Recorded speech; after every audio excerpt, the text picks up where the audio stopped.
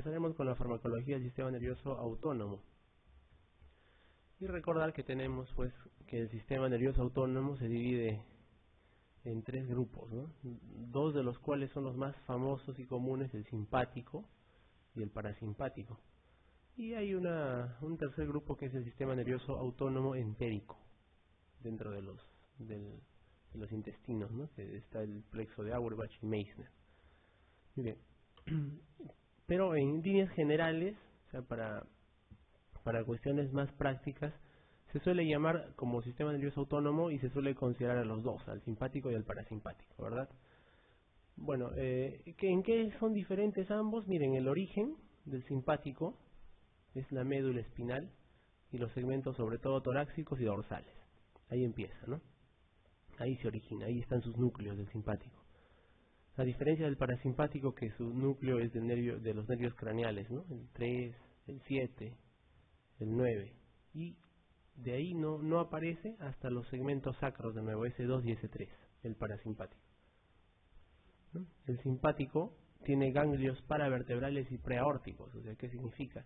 Que antes de llegar hacia los órganos efectores, primero hace sinapsis en algunos ganglios al costado de la vértebra, ¿no? Y también alrededor de la aorta.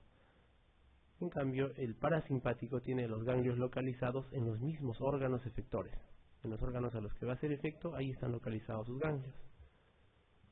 Por lo tanto, el sistema nervioso simpático tiene fibras presinápticas cortas. Presinápticas, ¿no? O sea, las presinápticas son las que inician en el sistema nervioso central hasta el primer ganglio. Y como inicia en la médula, en los segmentos torácico y dorsal, y sus primeros ganglios son al costado de las vértebras nada más, las fibras presinápticas son cortas, o sea, antes de que se releven dentro de esos ganglios paravertebrales.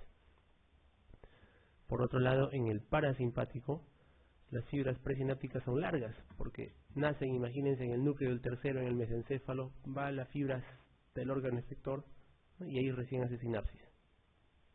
Las fibras presinápticas son más largas, ¿no? Esto se puede ver mejor por acá. El sistema nervioso parasimpático se está representando como que surge del sistema nervioso central, pero del mesencéfalo en este caso, ¿no? Del mesencéfalo. Y como ustedes ven, la fibra presináptica, que es la primera, es larga hasta llegar a hacer una sinapsis dentro del órgano efector. Y una vez que hace la sinapsis, la fibra postsináptica es más pequeña.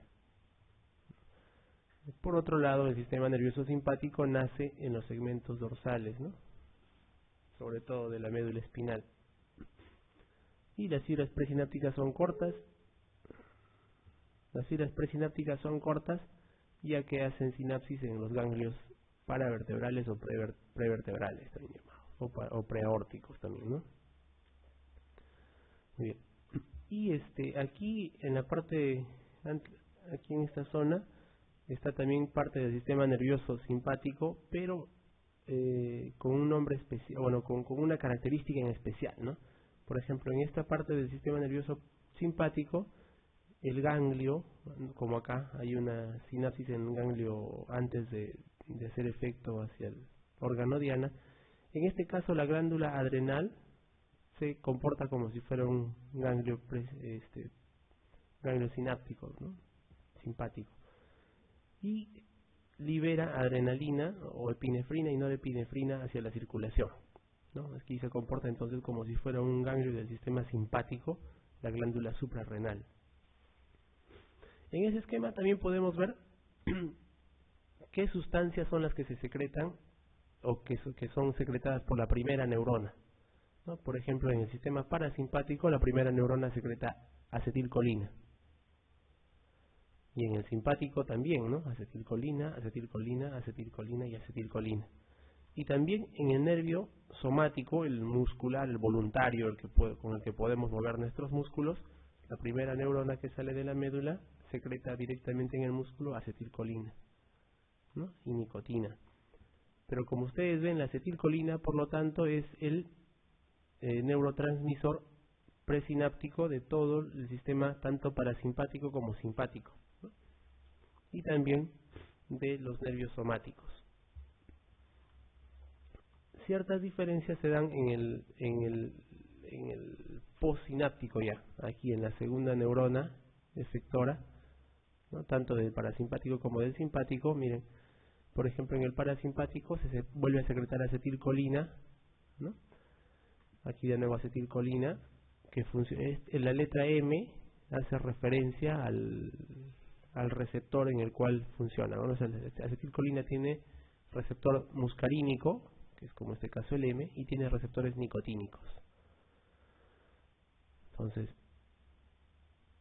en la zona del parasimpático, del corazón, el músculo liso, las células glandulares y las terminaciones nerviosas, se secreta acetilcolina también, pero hace efecto sobre los receptores muscarínicos. Ya, receptores muscarínicos.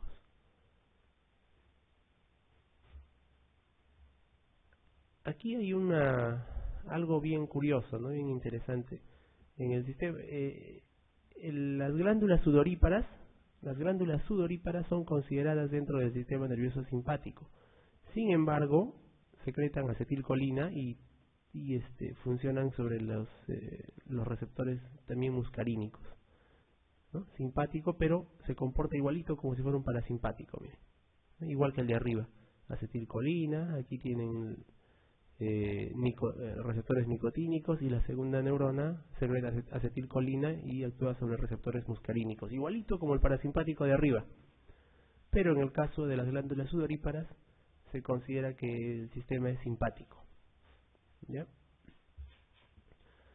Y aquí abajo en los otros dos simpáticos, en las otras dos porciones del simpático, como ustedes ven, no se está secretando acetilcolina, sino en el primer caso noradrenalina o norepinefrina, y en el segundo dopamina, ¿no? Por ejemplo, para el corazón y el músculo liso de las células glandulares y terminaciones nerviosas, en este caso estamos secretando noradrenalina y están haciendo su efecto sobre los receptores alfa y beta. Por ejemplo, en los vasos sanguíneos, ¿no? En los vasos sanguíneos la noradrenalina es importante y los receptores son alfa y beta. Por otro lado, en el lecho vascular renal, ¿no? También el sistema nervioso simpático ejerce su acción, pero sobre los receptores de dopamina. De ahí que sabemos que a las personas que se les da en infusión pequeñas dosis de dopamina pueden hacer vasodilatación renal, ¿no? Vasodilatación dentro de los riñones y aumentar la diuresis con eso.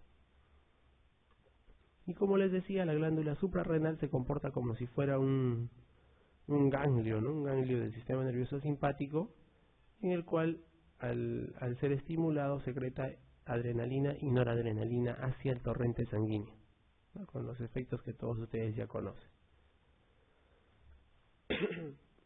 Muy bien, entonces, tanto parasimpático como simpático, todos secretan acetilcolina en su primera neurona, ¿no? La neurona presináptica. Y dentro de la sinapsis, en el parasimpático y en el simpático, que comprende las glándulas sudoríparas, ¿no? El efector, con estos dos se comportan igualito, son nicotinas, y en el órgano efector acetilcolina. Pero en los otros también, en los ganglios, miren, en todos los ganglios que estamos viendo aquí, el receptor nicotínico es el que actúa en la neurona efectora ya, el nicotínico, ¿no? Acetilcolina actúa sobre nicotínicos acá y actúa sobre muscarínicos en los órganos efectores.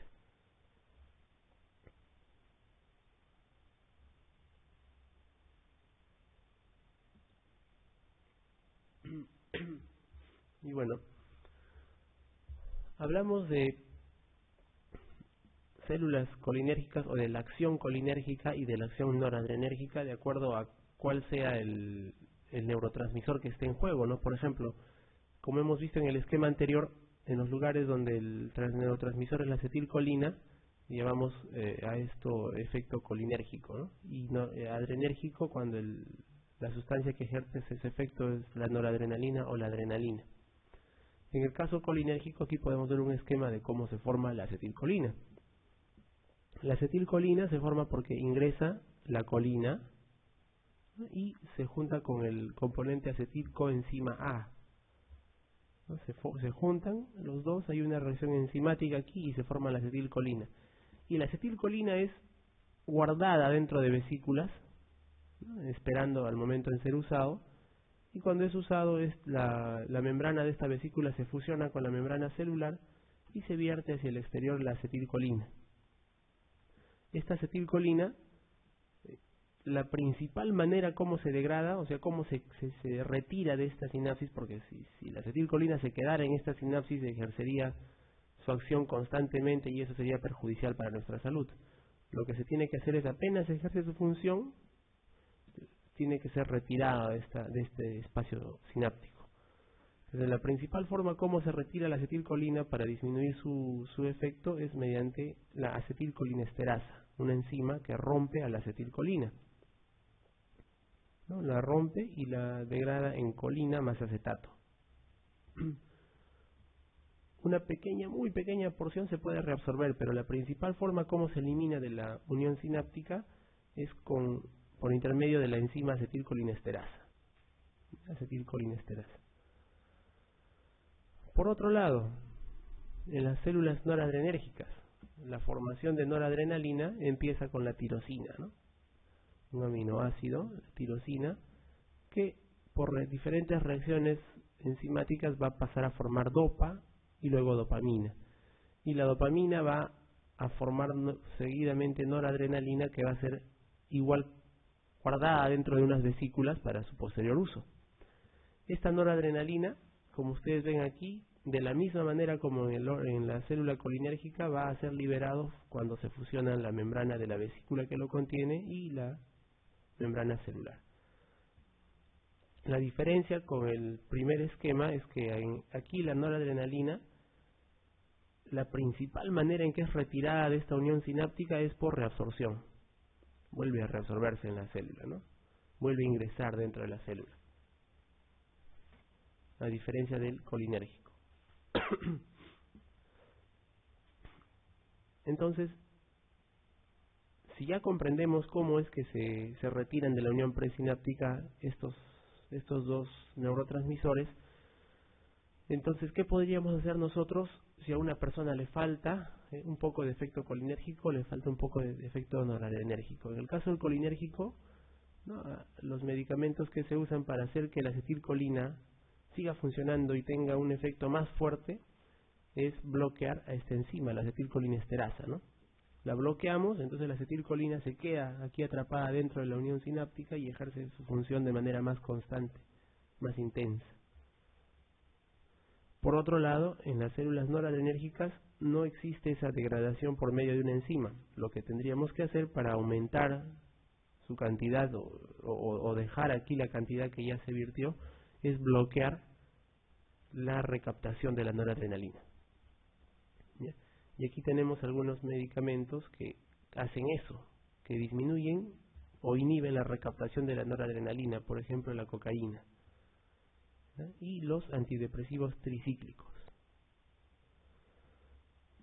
Bloquean esa recaptación, por lo tanto dejan la noradrenalina disponible en el espacio sináptico para que siga ejerciendo su efecto sobre los receptores beta 1, beta 2, ¿no? Muy bien. Aquí también vemos en la célula noradrenérgica algunos otros medicamentos, ¿no?, como la reserpina, que es un antidepresivo, ¿no?, la metirosina, que bloquea esta conversión de tirosina en dopa. Y al otro lado, en el colinérgico, ¿no?, vemos qué medicamentos, por ejemplo el botulino o la toxina botulínica, que está tan de moda entre las chicas para ponerse alrededor de los ojos y evitar las patas de gallo. Lo que hace la toxina botulínica es bloquea esto, ¿no? Bloquea la salida de la ACH. Bloquea la salida de ACH y con eso ya no hay ACH en la sinapsis y ya no hay efecto sobre el órgano siguiente, ¿no?, en este caso los músculos alrededor del ojo, y los músculos ya no se contraen y se quedan flácidos y se borran las patas de gallo.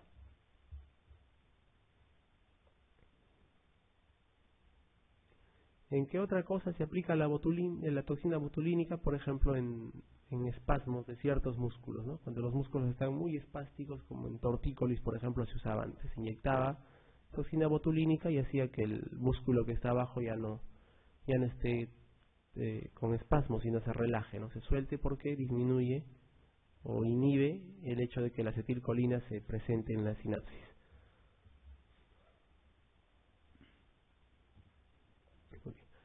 Entonces, ya vimos cómo es un poco hemos visto la transmisión colinérgica y la adrenérgica, ¿no? Vamos a ahondar un poco en eso.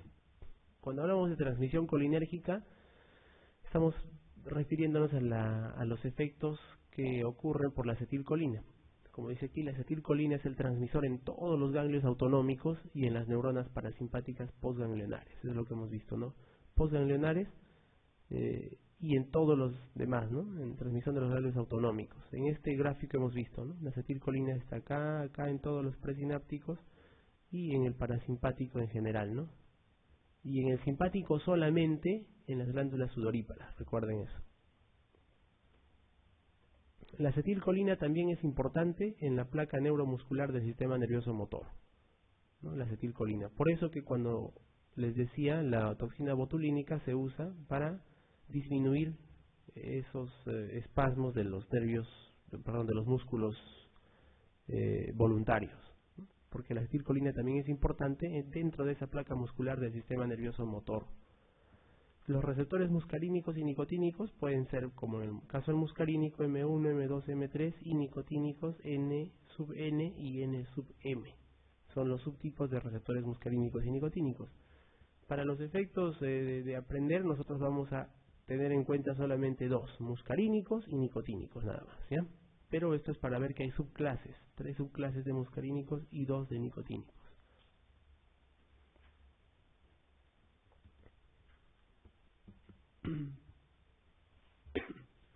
Pregunta: un niño de 3 años de edad ha ingerido el contenido de una botella de un descongestionante nasal cuyo principal ingrediente es un potente agonista adrenoceptor alfa selectivo. ¿Cuál de los siguientes es un signo de activación de receptores alfa? A, broncodilatación; B, taquicardia; C, midriasis; D, liberación de renina del riñón; o E, vasodilatación del lecho esplásmico. De receptores alfa. Vamos a ir viendo poco a poco los receptores alfa y beta también, ¿ya? La midriasis, ¿no? Recordemos, en los ojos, en la pupila, el sistema nervioso simpático hace que se abra la pupila, ¿no? Y el parasimpático al revés, ¿no? Entonces aquí el receptor alfa puramente está actuando sobre la midriasis. ¿Por qué no en los demás? La broncodilatación tiene que ver con la estimulación de los receptores beta, ¿no? Beta de tipo 2, beta 2 adrenérgico. La taquicardia tiene que ver con la estimulación beta 1 adrenérgico, ¿no? En el corazón están los receptores beta 1 adrenérgicos. La de liberación de renina del riñón tiene que ver más con cuestiones de dopamina y de beta también, ¿no? Y la E, vasodilatación del lecho esplásmico, ¿no? Está mediado por receptores beta también.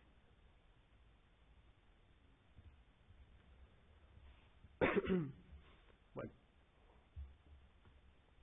aquí tenemos un pequeño esquema de los agonistas adrenérgicos. Cuando hablamos de agonistas adrenérgicos nos referimos a los fármacos que actúan sobre los receptores alfa, beta del sistema nervioso simpático y los estimulan. Estimulan el sistema nervioso simpático. Y como ustedes saben, el sistema nervioso simpático tiene receptores alfa y beta, ¿no? Y también receptores de tipo dopamínico. Entonces, los agonistas quiere decir los que ejercen su función o promueven la función sobre el sistema adrenérgico, sobre el sistema nervioso simpático. Tenemos fármacos que actúan directamente, ¿no? Fármacos que actúan de manera mixta y fármacos que actúan de manera indirecta. ¿Cuál es la diferencia entre directa e indirecta? Los que actúan de forma indirecta son los que de frente van hacia el receptor alfa o beta y ahí ejercen su función. En cambio, los que actúan de forma indirecta no ejercen su función sobre los receptores alfa y beta, sino que lo que suelen hacer es aumentar la cantidad de noradrenalina disponible dentro de la sinapsis, ¿no? Aumentan la cantidad y esta noradrenalina ya por sí sola ejerce su función. Cuando hablamos de fármacos adrenérgicos que hacen su función directa, podemos tener como selectivos y no selectivos. ¿De qué depende que sean selectivos? Que simplemente sean muy selectos para estimular un solo tipo de receptor. Y los no selectivos estimulan dos o más tipos de receptor al mismo tiempo. Por ejemplo, en los fármacos agonistas adrenérgicos con acción directa selectivos, tenemos un ejemplo, ¿no? Aquí está por ejemplo el beta-1, la dobutamina. ¿No? La dobutamina, en este caso el beta-1, ejerce su función solo sobre los receptores beta-1 del corazón. No solamente estimulan los beta-1 del corazón. La terbutalina, por ejemplo, aquí dice actúa solamente sobre los beta-2 de los bronquios, ¿no? El alfa-1 fenilefrina solamente actúa sobre los alfa-1 fenilefrina, ¿no? Y este se usa como descongestionante nasal, ¿no? Es por eso que estábamos viendo en el ejemplo anterior que el niño probablemente tomó un frasco conteniendo fenilefrina, ¿no? Que ejerce su función sobre los receptores alfa-1 adrenérgicos, ¿no? Y aquí vemos la clonidina, su efecto sobre alfa-2 adrenérgicos. Muy bien, eso es en el caso de los selectivos, que es selectivo para un receptor, un tipo de receptor alfa o beta adrenérgicos. En el caso en que estos fármacos sean agonistas adrenérgicos de acción directa y no selectiva, significa que ejercen sobre dos o más receptores al mismo tiempo. Por ejemplo, aquí tenemos el isoproterenol, que ejerce su función beta-1, beta-2, por lo tanto estimula tanto al corazón como la broncodilatación, ¿no? Tenemos la epinefrina, ¿no? O adrenalina, que ejerce su función sobre todos. Miren, alfa-1, alfa-2, beta-1, beta-2, sobre todos ejerce la adrenalina. Y la noradrenalina se diferencia de la adrenalina en que no tiene efecto beta-2, o sea, no tiene efecto sobre los bronquios, nada más, pero tiene el efecto beta-1, alfa-2, alfa-1. ¿Ya? Por otro lado tenemos los de acción indirecta, que como les dije, no actúan directamente sobre el receptor alfa o beta, sino que actúan de manera indirecta aumentando la cantidad de noradrenalina. Como vimos hace un rato, podemos tener agentes que promueven la liberación de neurotransmisores, en este caso las anfetaminas y la tiramina. Esas anfetaminas que se consumen en algunas discotecas aumentan la liberación de noradrenalina. Tienen el mismo efecto que la cocaína, que es un inhibidor de la recaptación de la noradrenalina. Inhibe la recaptación, como habíamos visto en el gráfico, y hace que se incrementen los niveles de noradrenalina dentro de la sinapsis, la cocaína. Y algunos inhibidores de la monoaminoxidasa, ¿no? O C-ortometiltransferasa, que son enzimas también que pueden estar involucradas de alguna manera en el metabolismo de la noradrenalina, ¿no? En retirar la noradrenalina de alguna manera de la sinapsis, ¿no? Pero estos medicamentos no son casi nunca usados. Lo que hay que tener en cuenta aquí es que hay drogas directas, drogas indirectas, y cuáles son los selectivos, los más importantes, hay que aprendernos, ¿no? Y hay fármacos de acción mixta, como en el caso de la efedrina, ¿no? La efedrina, que también es un descongestionante nasal, actúa sobre alfa-1, alfa-2, beta-1, beta-2, o sea, muy parecido a la epinefrina, pero además es un agente que promueve la liberación de la noradrenalina dentro de la sinapsis, la efedrina. Entonces es de acción mixta, hace los dos, tanto estimula a los receptores como promueve la liberación del agente dentro de la sinapsis. Pregunta 2. Señale aquella afirmación que considere incorrecta, falsa o incorrecta sobre las catecolaminas. A. Esto vamos a responderlo viendo, pueden ir viendo el gráfico que vimos hace un ratito. El isoproterenol tiene importante acción alfa-adrenérgica. El isoproterenol, fíjense. ¿Dónde está isoproterenol? Beta-1, beta-2, ¿verdad? Ya dice, tiene importante acción alfa-adrenérgica. Falso, ¿no? Parece que esto es la falsa ya. Vamos a ver la siguiente, es la B. Noradrenalina no tiene actividad beta-2. La noradrenalina no tiene actividad beta-2. Si ustedes ven, la noradrenalina tiene actividad alfa-1, alfa-2 y beta-1, ¿cierto? Ya está, entonces esto es cierto. C. Adrenalina es estimulante alfa y beta. Sí, ¿no? Alfa 1, alfa 2, beta 1 y beta 2. D. La dopamina es un neurotransmisor central.